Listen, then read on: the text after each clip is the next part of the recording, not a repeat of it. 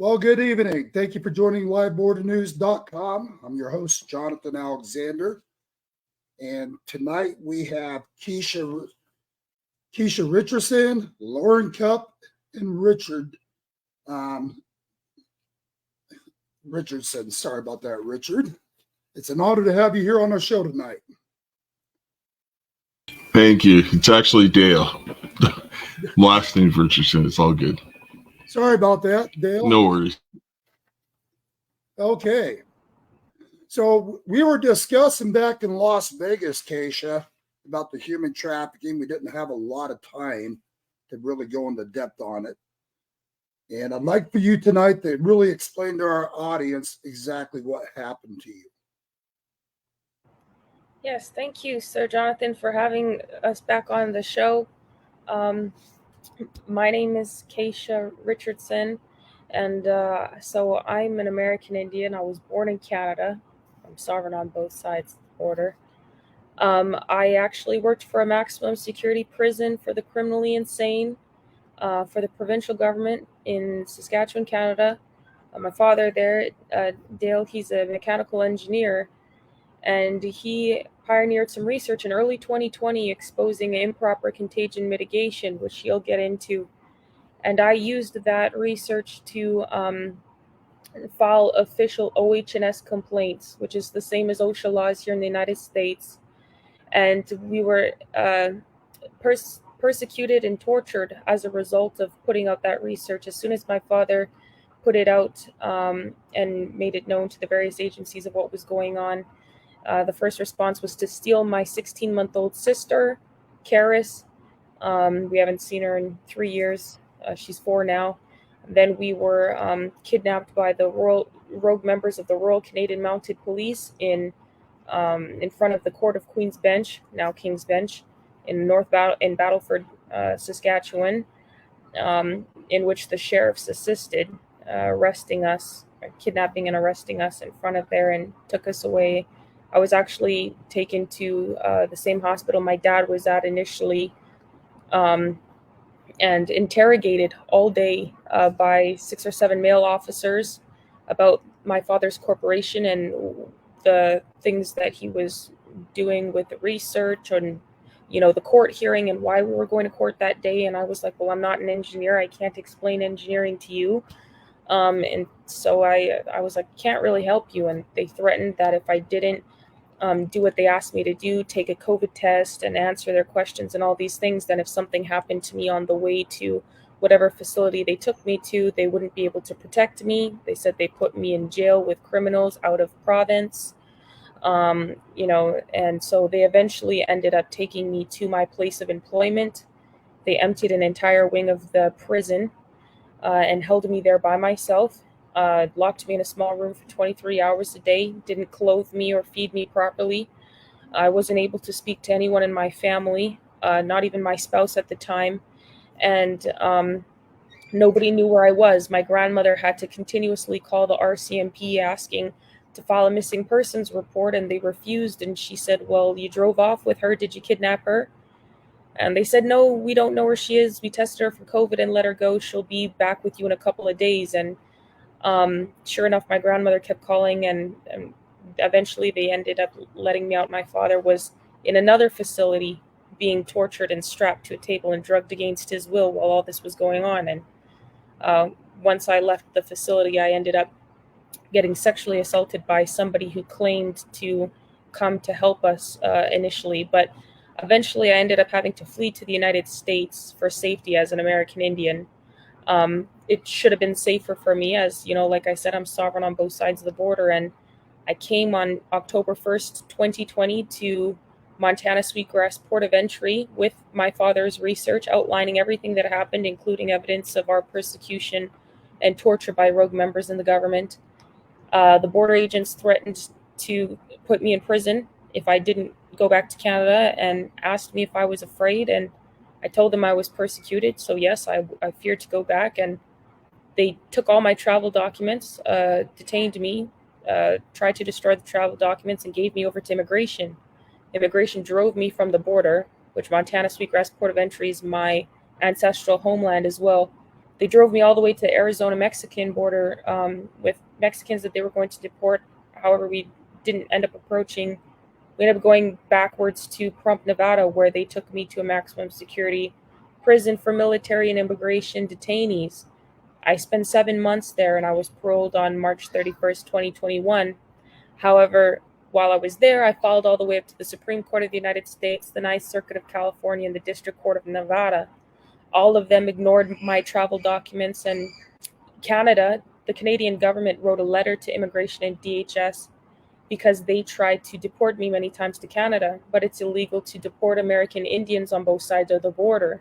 So Canada said, we will not receive her. She's American Indian. Why? She's in immigration detention anyways. I have no crimes or convictions in any country in the world, not even a speeding ticket, and I worked for a very vulnerable sector of the government. So they were like, this doesn't make sense, release her. So finally I was paroled, but immigration put me in a American supervisor program for meaning I had to live with Americans that they paroled me to, that they approved me to live with. I was in a tracking surveillance system, as well as I was not allowed to leave the city or my home at certain time of the day, or without permission. As well as I was not allowed to work without permission. The people that they paroled me to ended up trafficking me, drugging me, raping me, beating me, holding me at gunpoint in various states across the United States. I received no victim services or help. There's video, audio, confessions even of the crimes, and the people have even been charged and arrested, and still I have not received any assistance, legal assistance, or protection for what has gone on. All of this was done to suppress the evidence that my father had that outlined the election interference and bioterrorism in Canada and the United States, as well as ultimately treason, which of course benefited the Biden administration and mostly was done under the Biden administration. And so I'm currently right now still working towards trying to get freedom from this situation of being a victim of trafficking. I've been completely made desolate in the situation, deprived of my home, my car, my family, my job, having to go place to place requesting assistance and nothing. And we eventually came across Lauren, who had a situation similar to ours, and had her on our show. I tried to go into court with her to be a witness to some of the events that had gone on with the trafficking of her and her children. And the judge tried to threaten us in the court and criminally intimidate us, in which I ended up having to call the police in the court to tell the police that I'm an American Indian, a victim of human trafficking, and Lauren and her children are victims as well of the trafficking, and we need protection. And same judge that was presiding over the family matter presided over the criminal matter, and locked us out of the court for the next day in the criminal matter hearing. And the same things that we experienced with the court these last couple of years, I'm watching Lauren and her children, her family, go through the exact same thing now. Wow. So, and boy, for you, everything that you have been through is just amazing that you're standing this strong. I mean, just what's happened to you is hard to believe. Thank you, sir. I would say it's only by the grace of God and my father, of course, because Amen.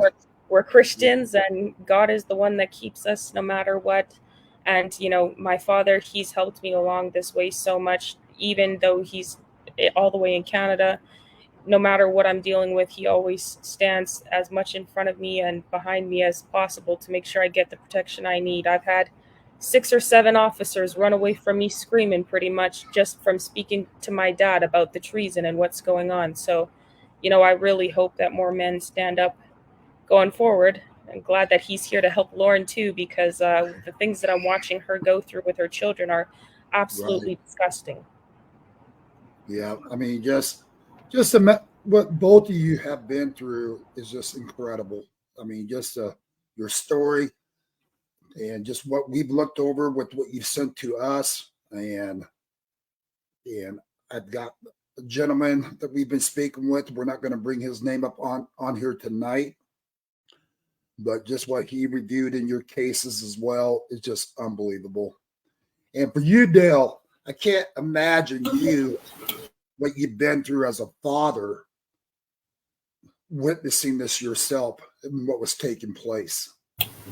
I wouldn't wish it to my worst enemy, because what they did was extremely disgusting. What I uncovered, and the reason why they went so hard, is because of what I uncovered. Like, there's a delivery system for a biological weapon that can be made to look like a random outbreak. This is what was done and what I uncovered with engineering controls. And because engineering is an applied science, when you see a formula for engineering, it's because it represents something that exists and it works. And the government actually came with a theory that didn't work, and they had nothing to back it up. So they would be dead in the water trying to actually do anything. And it doesn't matter whether you change it or not. Like, you have to have the justifications. They didn't do anything. They actually just took half of it, slapped it out there, and said, use it. So you're going to, things will work. You can turn on your system, but you don't have it set right. So you create a bunch of unknown failures and an unknown number of systems that you can't account for. It's impossible.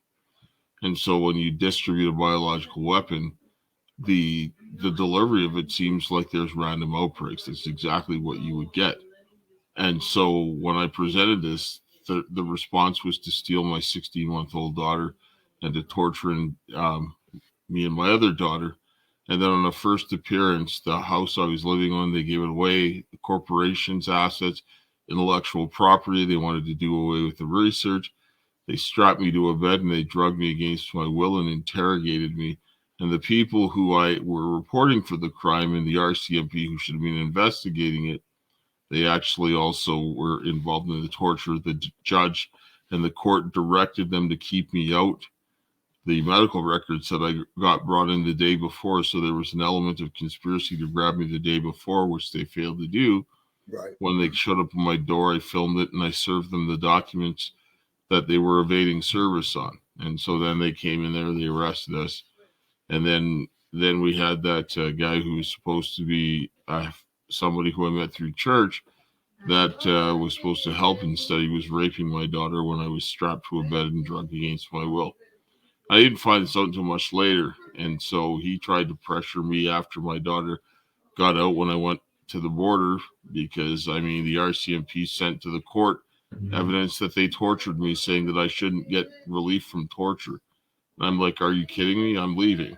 So I left. Hey, Dale, Yes. when you're saying they, would you clarify to our audience who they are? Okay. So we have the Saskatchewan Health Authority, who's a provincial health authority. There's the Royal Canadian Mounted Police. There's the Court of King's Bench. There's some people in the community, like the lawyers that were involved for my ex, and for the ones that were involved in the cases that the corporation was suing people. So then you had some agents from the Innovation Credit Union who were involved because there was a non-disclosure agreement based on the information that they'd breached a contract, and the corporation was suing for the failure to investigate the torturing of individuals, because there was 2 torture complaints already existing that my ex and other people were implicated in previously, and the response was more torture. Also, the federal government had involvement in it because they had knowledge of it. And for the RCMP to do what they did, they would have to have protection from way up the chain to do what they did. And then the elements of the provincial government, literally through the documentation, there's hundreds of people listed by name. And so I say they because I don't want to spend an hour listing every person, but this ties to the prime minister, and it has ties to Joe Biden directly. Yeah, it sounds like the corruption goes to the highest extent here. Yes. Absolutely. And so when I came along with that, they were like, no way, because if they had investigated, they would be obligated to tell the Americans based on the treaties. Then they would have to shut down the COVID pandemic response in no later than July 23rd or July 3rd of 2020, because they'd have to explain why they have a distribution system for a biological weapon existing in Canada and the United States, and that's the justification that they're using to shut you down and to close your businesses, and then after that, forcing you to have those vaccines. So when I went across the border, the same guy that took my daughter across, he was trying to pressure me to go by myself. I said no. I ended up, same thing happening. I got arrested, presented my Canadian passport that was valid for 10 years. They actually said that I was there the day before, which I wasn't, but they treated me like I was undocumented. I was like threatened with federal prison to give up my passport for a travel document. They took me to the state of Colorado. I was tortured in Colorado, was deprived of due process. I had an immigration hearing. DHS didn't even show up, and the judge ruled in their favor, refused to take my evidence.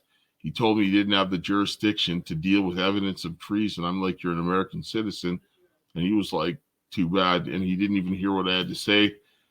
Told me to get the evidence to the courtroom. I left it there. I told them there. The staff were trying to coerce me in the facility not to bring my evidence to court. And they were trying to block me from filing in court. I filed in the District Court of Colorado, the Court of Appeal for the 10th Circuit, all the way to the Supreme Court as well. And you're seeing the same type of playbook going on. And actually, I was there filing this information in the district court while the feds were sacking Tina Peters in Colorado for the election fraud, when the documents that I demonstrated is that COVID was the means by which they could do the election fraud on such a massive scale, because they used it to shut things down by unleashing a biological weapon. And then they used the second stage, which is the vaccines, and then they're going to go back and use it again. And then the judge in South Carolina concealed it when we filed in South Carolina, after the dude put the gun to my daughter's head. And then his father threatened me, called me in Canada and threatened me and threatened my daughter. And they wouldn't investigate, because that was the FBI supposed to do that, because he called me from the state of Georgia, and they were in South Carolina. And so I filed in there, and the judge actually said he had over 4,000 pages of evidence and audio and video evidence alleging election fraud. And this was on October 25th of 2022, right before the midterms. So what did she do?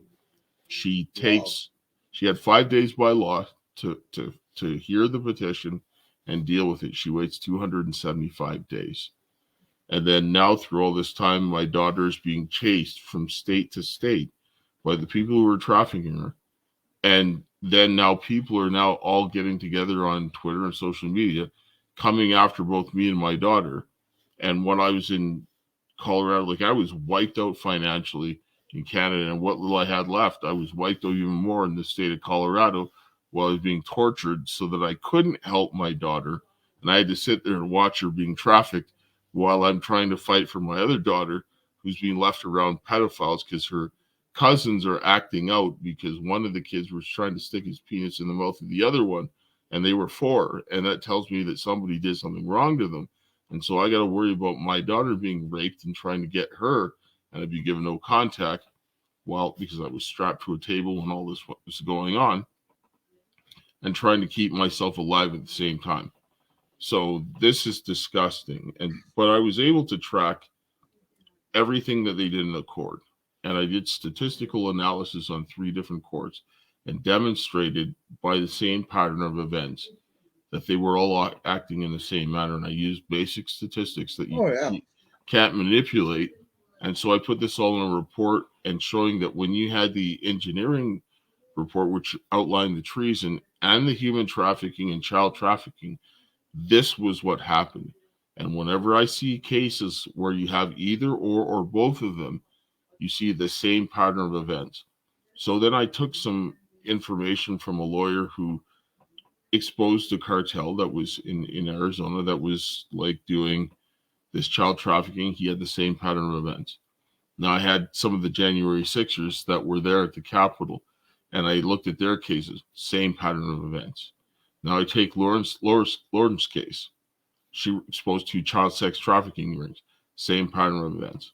So now Kaysha goes with Lauren to the FBI using the information, saying, listen, you got to investigate. These pattern of events are identical, and this strengthens the case. They go in and report it. They also take it to the Boone County Sheriff's Office. and report it there locally, because it's also state level treason, and the trafficking is taking place there. Dale, So if you don't mind my asking, what did the FBI do? Did they even investigate it, or did they do what the FBI does best? they did what the FBI did, right?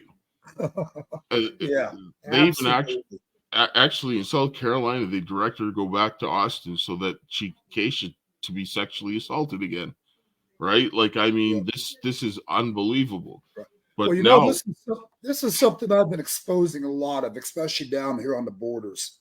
So human trafficking is happening every day. The federal government, after our research and investigation work we've done down on the border, our government is actually helping fund it. That they're assisting in the trafficking, everything in the book. And that's why I had to ask you what was the FBI doing? Because I can't believe for a second the FBI would even do diddly squat for you guys. No, they wouldn't. The point is that now giving it to the FBI, it opens another lot of can of worms that you can use legally under the law by giving it to them. Right. But when Lauren and Kaysha went in together to report this, like the level of retaliation just skyrocketed. Like the judge lost her mind. I told the police exactly what the judge was going to do before she did it, and the judge did exactly everything that was said because it matched everything that was going on. And that tells me that judge also herself was involved in the human trafficking, and she's a traitor. Like, I mean, the systematic nature and the way that the government is involved in the domestic human trafficking, which looks a lot different than what they're bringing across the border, because it's primarily done through the court system, in itself is treason, because they're using it to destroy the people. They're breaking the backs of the people. They're destroying the ability of the Americans to resist. So all those fighting age men that they're bringing across the border, that the family's going to be too broken to resist when they come in and start destroying them and taking it over. And the whole whack of guys that they're bringing, like Chinese that they're bringing to Canada and God knows who else, they're waiting on the northern border to just come across when they create the chaos over there. And we don't want this. Now, you guys don't want this. Like, no. Oh, exactly. Right now, we've got over 150 different countries pouring through our borders. And from my understanding, Canada's got the same problem. Not to mention now they're starting to come through the Canadian border right into the U.S. as well. Yes, because you guys can't defend that border. It's too long. It's insane. Yep. Like they brought over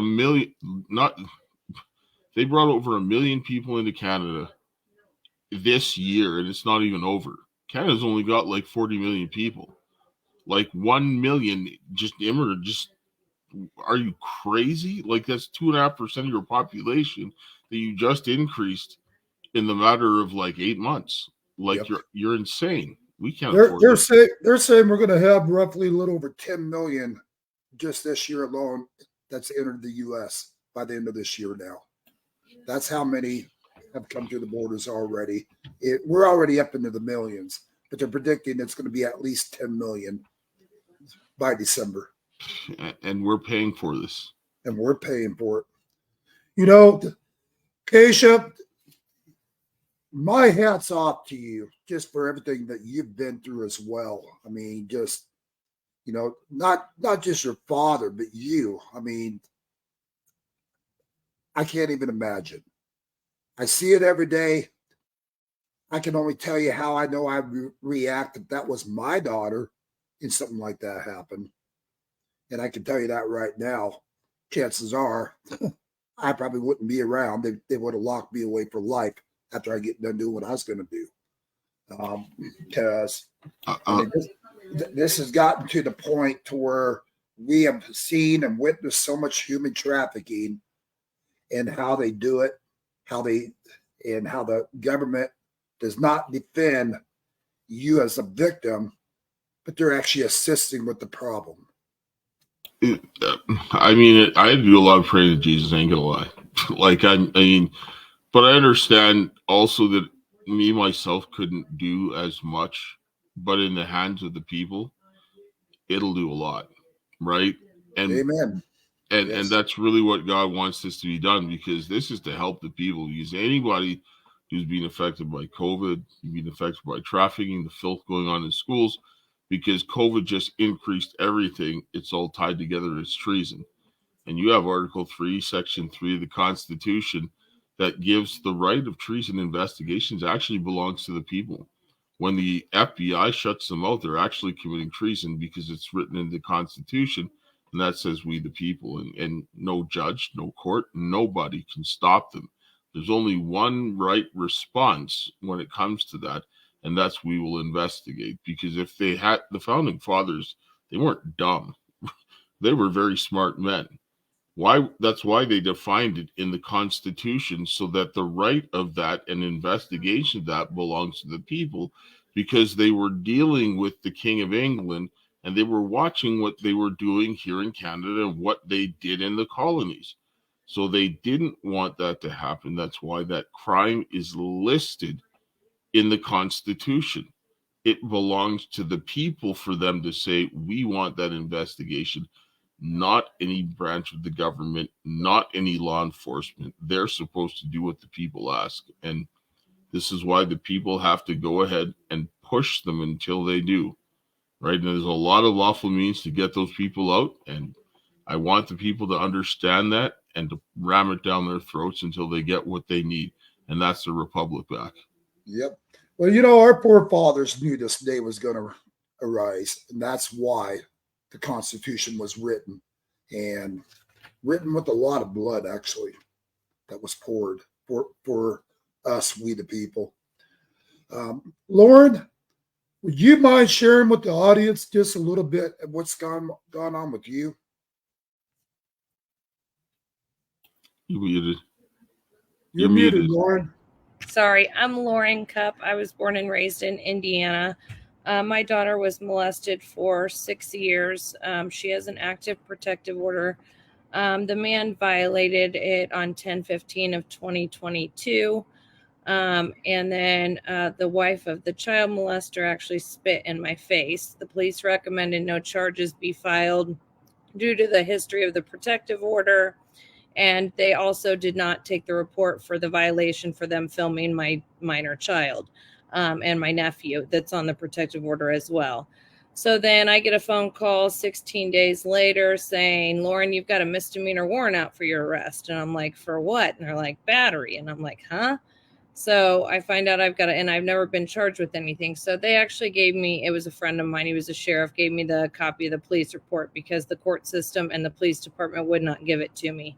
So I got a copy of the police report, which indeed stated no charges be filed. They recommended both parties curb issues, but no probable cause affidavit, So then I started doing some digging to find out why the police didn't do anything. And I found out there was no court minutes for this protective order. The child molester was only interviewed by Department of Child Services, not even the head detective on the case.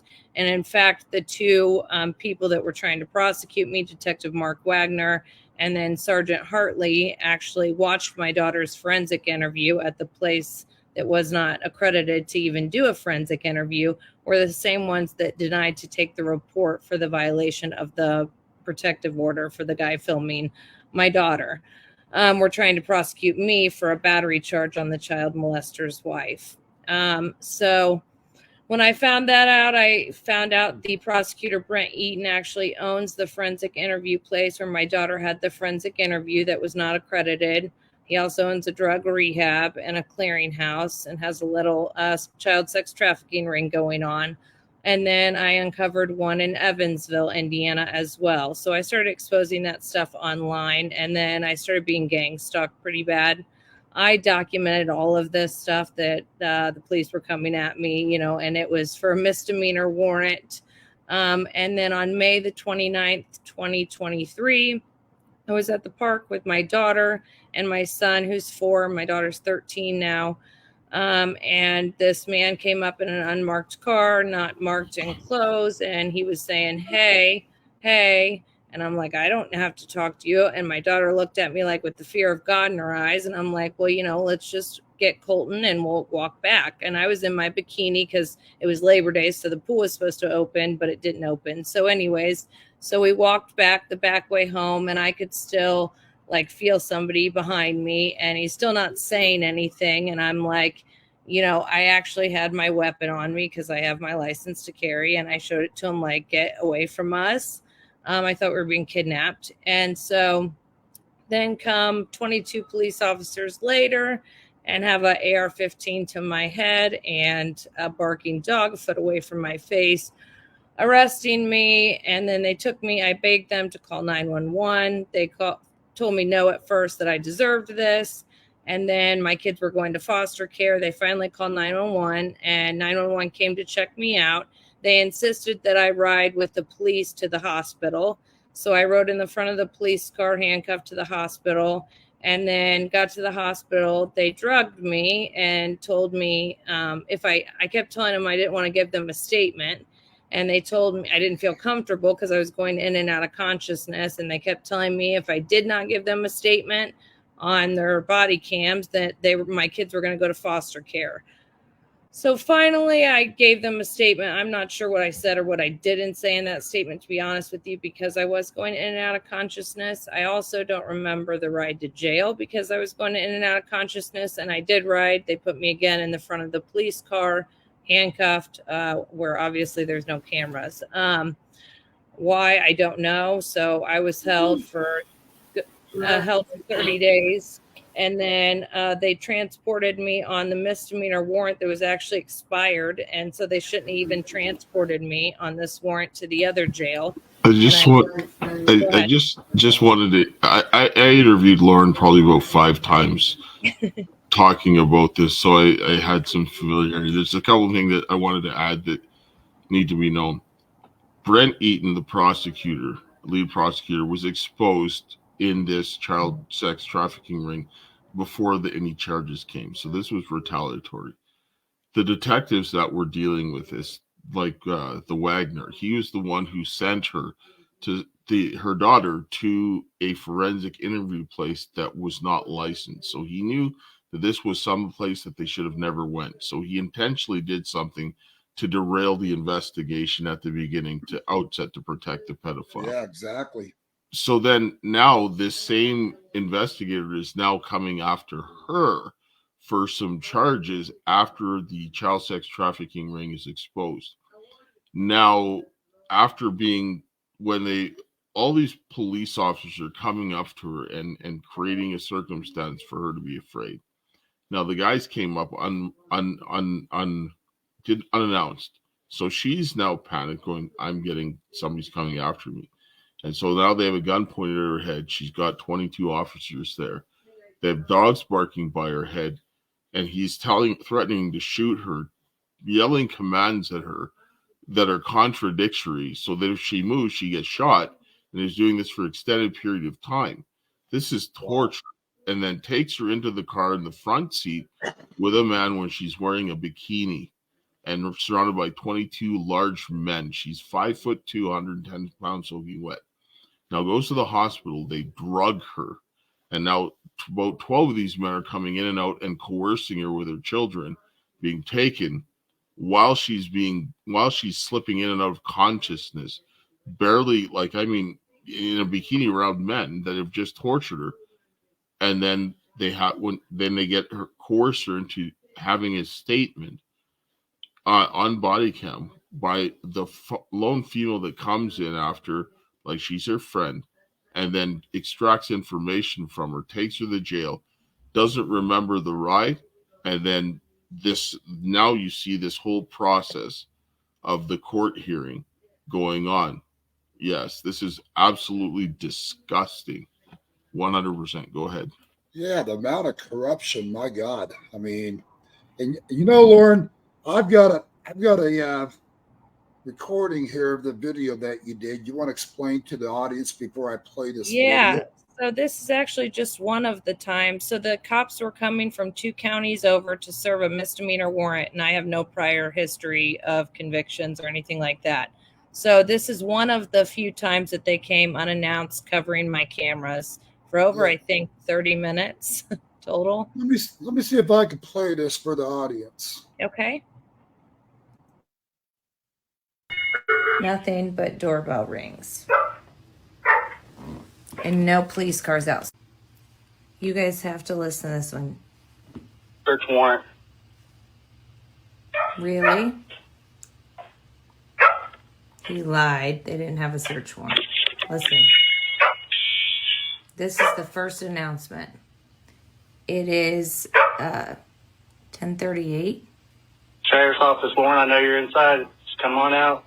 If not, we'll apply for a search warrant. If not, we will apply for a search warrant. Wait a second. Stop. Game over. I mean, there you go right there. I mean, so they were there. They came, I believe they started coming at 10:25. So that was at 10:38 when he first said search warrant, search warrant. If you don't come out, we're going to apply for a search warrant. But the whole time they were covering the camera. This was a Thursday night on a school night. And I've got 2 children. So my kids were literally laying underneath the coffee table because we had no idea who it was. And in the story you just shared with the audience, with the law enforcement and how they acted, the officer never once ID'd himself, correct? Correct. So anybody that understands the law knows that law enforcement has to not only announce who they are, they have to show identification. Mm-hmm. And, yes. And with that being said, I mean, a normal mother would do exactly what you did. Yeah.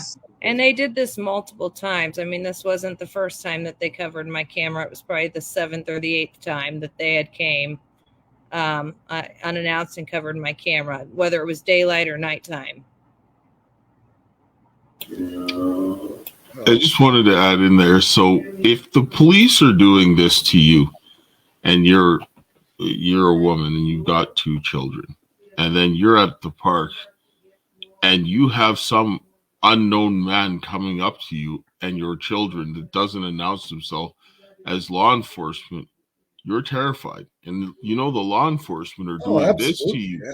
You think that you're going to be like, can I get the law enforcement who's doing this to me to come and help me?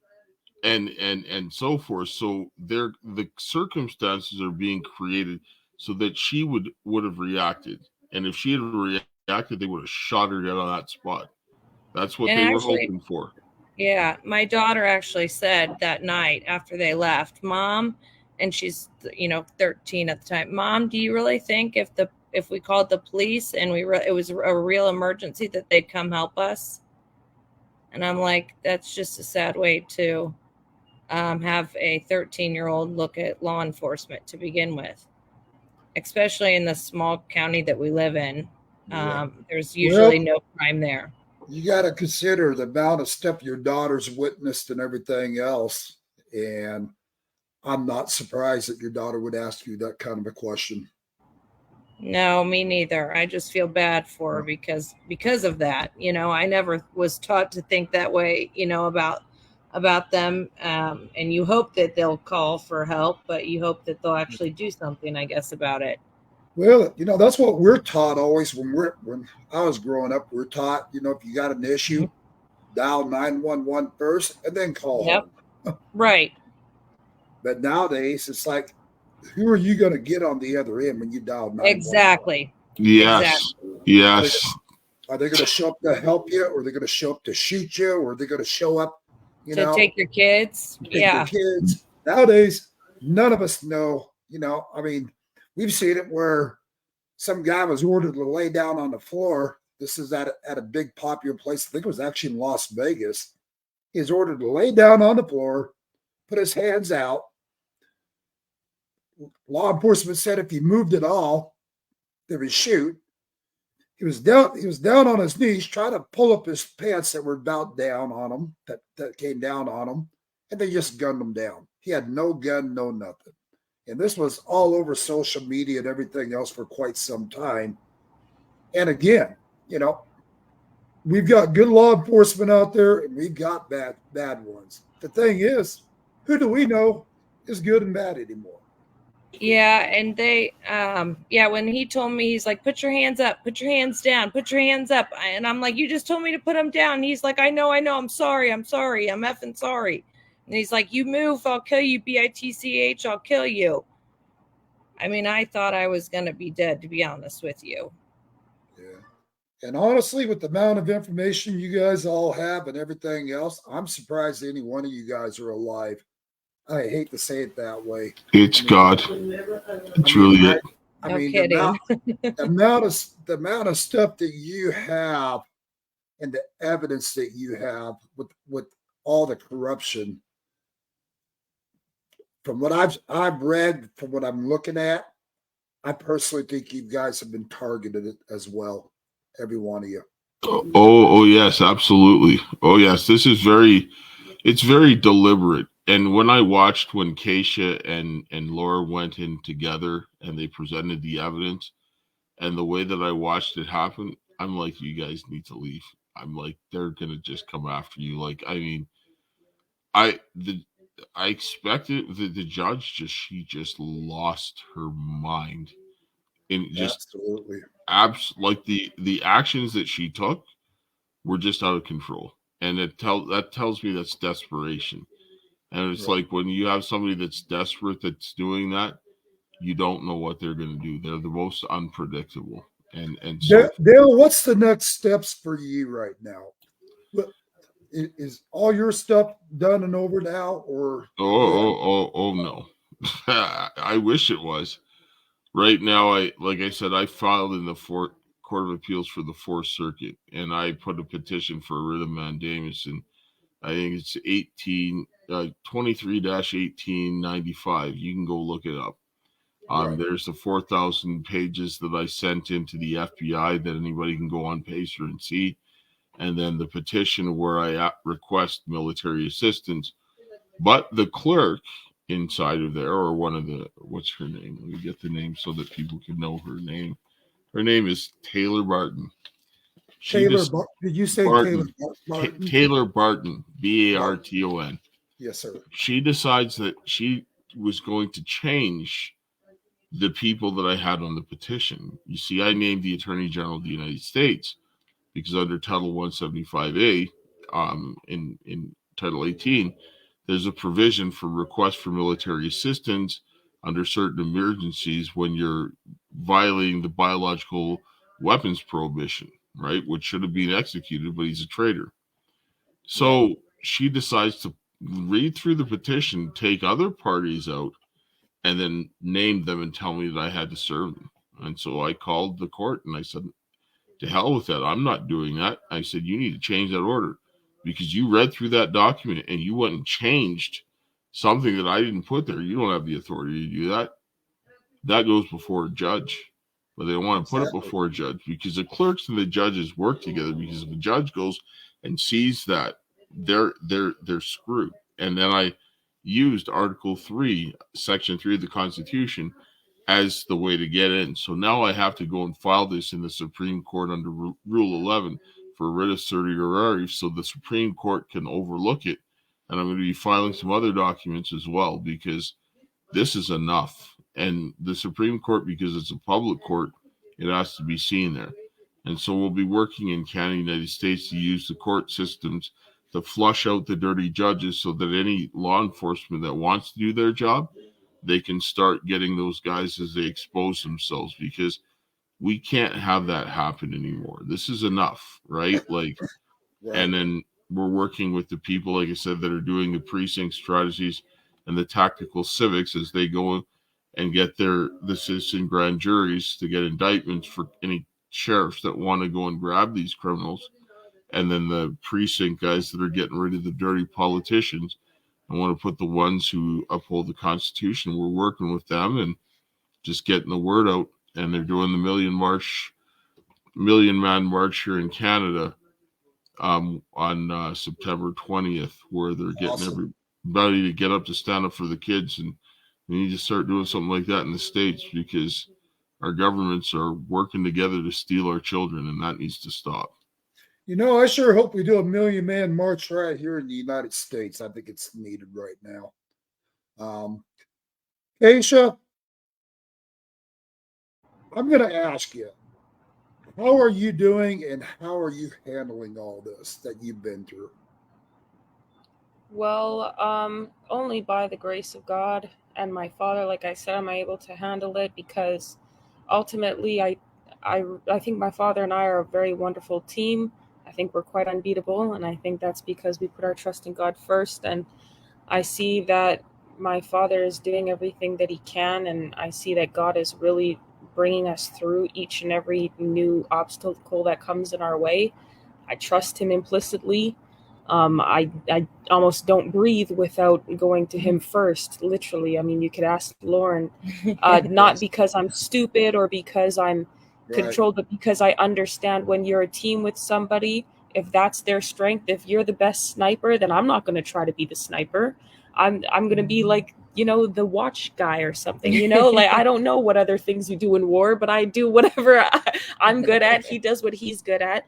So in other words, you just go right where you're the strongest at. Yeah, exactly. And I really think that a lot of women would be able to handle this stuff a lot easier if they trusted the men in their lives, like their fathers and husbands and things like that. If they're respectable, honorable, God-fearing men, because then they wouldn't be as in danger. Right now, they try to separate everybody in this process. Is try to separate me from my father, try to force me not to have a relationship with him, and force me not to listen to his advice. And those were the very people who were raping me and beating me, trying to traffic me and holding me gunpoint, drugging everything.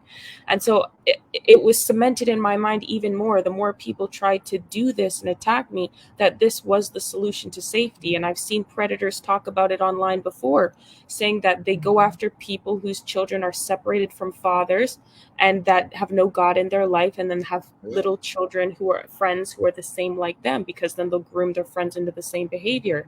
So, I always push to women all the time, if you have a good man in your life, to trust him. And it might not always make sense. My dad tells me things all day, every day that don't make sense. But I'm like, you know what? If it makes sense to you and it's working, man, just tell me and I'll do it.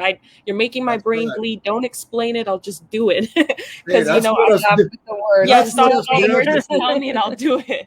And this is what they want to go away from. And this is, a lot of women are standing up right now. And it doesn't mean I don't have hard days. I'm a human. I have feelings. But I'm able to reason through a lot of this better, because fathers, they bring you like 40,000 feet in the air, help you look at the equation, analyze it from a different perspective, and then solve it, right? And so I have that constant help, and then I don't have to worry about having to go through the emotional turmoil, the spiral of not knowing what to do. And women standing up alone is why we're still being trafficked, because we don't have men doing the solutions like my dad. Go ahead, Dad. Sorry. But the men also have to listen to what the women are telling them, because I know I'm not a woman, and if my daughter's telling me something about a woman, or Laura's telling me something about a woman, I hear what they have to say, because I see women interacting, I don't even know what the hell they're doing.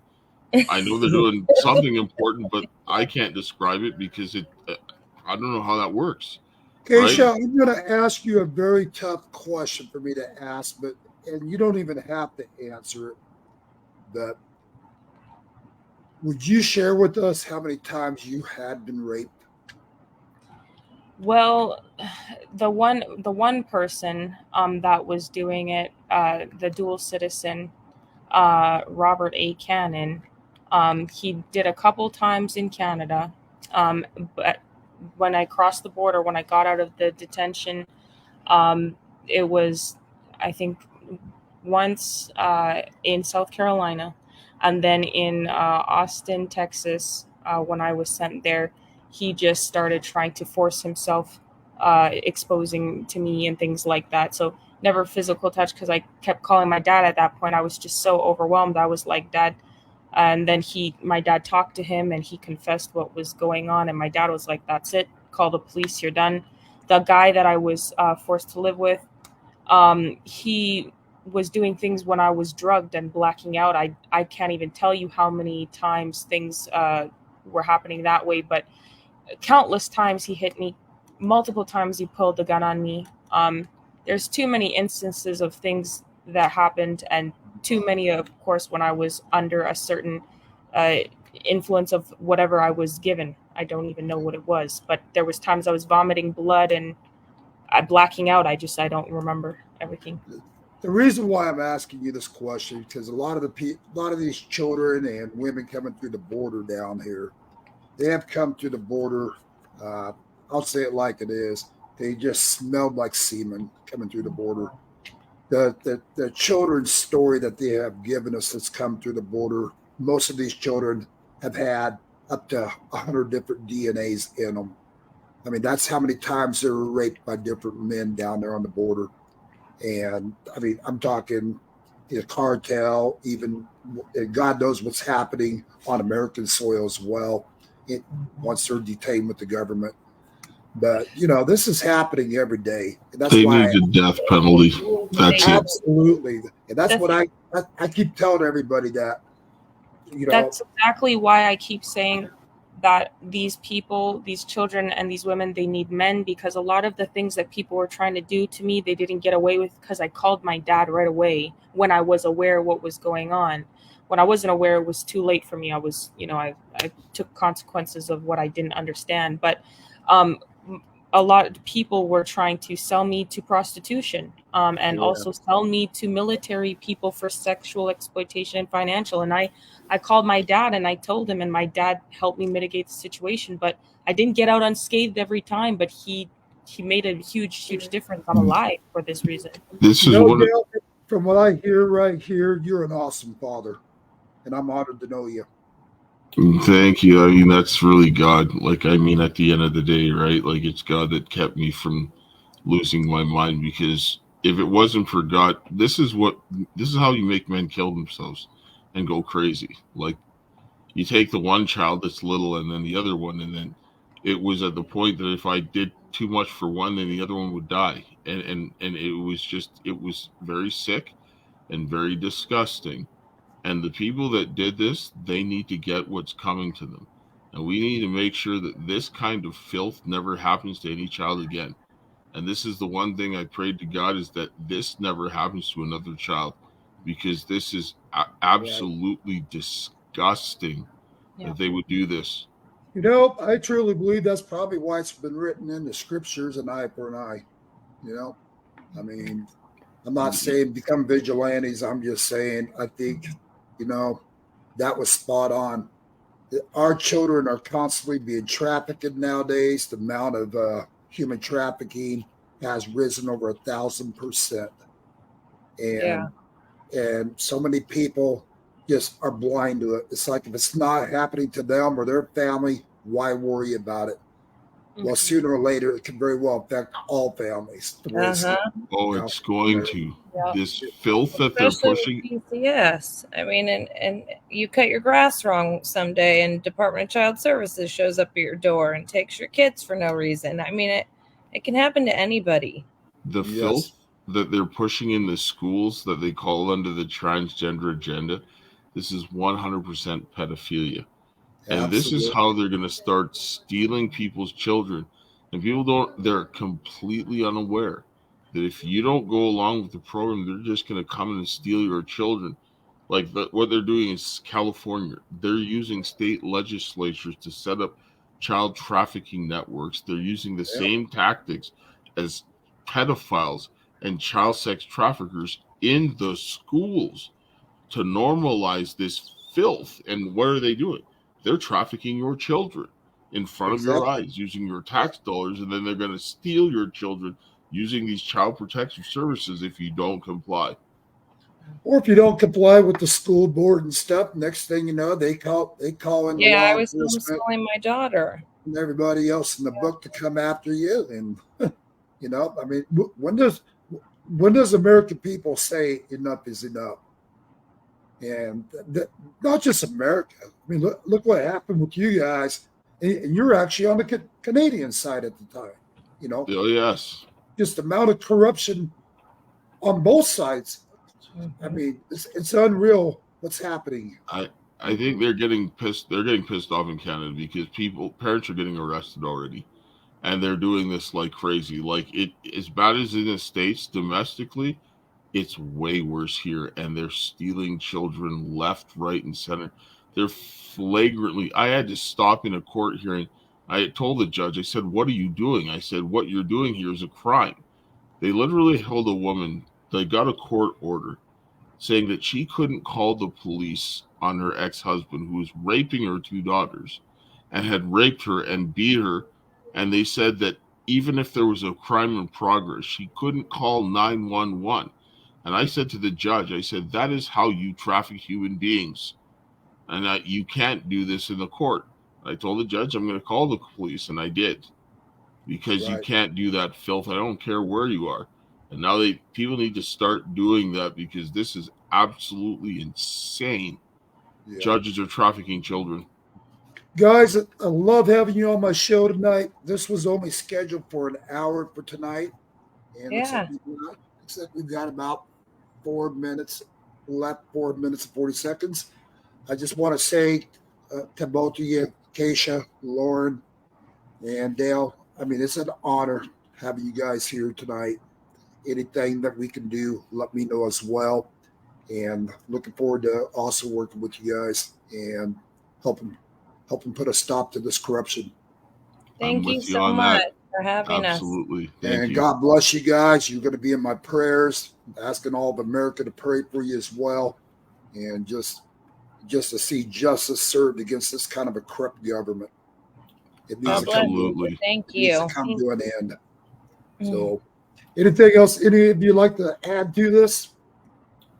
I'll just add quickly, do something, support it. I mean, we've got, we've been working with Switch to USA to get, the Patriot products instead of funding the people that are stealing your children and killing you. And, we have some stuff at the CARES Project. We've got a website. I'm at, you can find me at DJS Richardson on Twitter.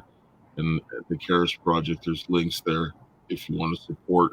Many ways to support, get the information out. There's packages and so forth. We just want the information in the hands of people. And I want to teach people how they can defend themselves against a corrupt government so that they can't steal your children, man. That's really it. Absolutely. Yeah, the link for that is actually switch to USA .com / save our children. So switch Save the children. save the children. Switch to USA.com / save the children. And yeah, we all use the products and they're great. It ultimately stopping to fund the people who are trafficking the children and the people in this country, our families, destroying us. So I would say, yeah, please share everything. And if you need help, if you've experienced something similar, please reach out to us on the CARES Project, and we'll try to give you a voice to speak on our show. And my dad will try to help you on the back end with filing some complaints. A lot of this is not isolated events. I think ultimately they're trying to traffic everybody, even the people in this country across the border, because they tried to, even the people who were trafficking me, the actual citizens, kept trying to force me across the border to Mexico. So there's something weird going on. We're all aware of this, and so please reach out to us at the CARES Project. That's KARIS. It's actually my sister's name. She's here, CARES. Awesome. She's here. But anyways, thank you so much, Jonathan, for having us on your show, sir. It's much appreciated. All right, guys. This is my first time using this format right here for our studio. So hopefully we got through this just fine. It looks like we did. Yes, I think so. We'll get better at this as we get more familiar with this setup. And other than that, guys, God bless you guys. Love you guys.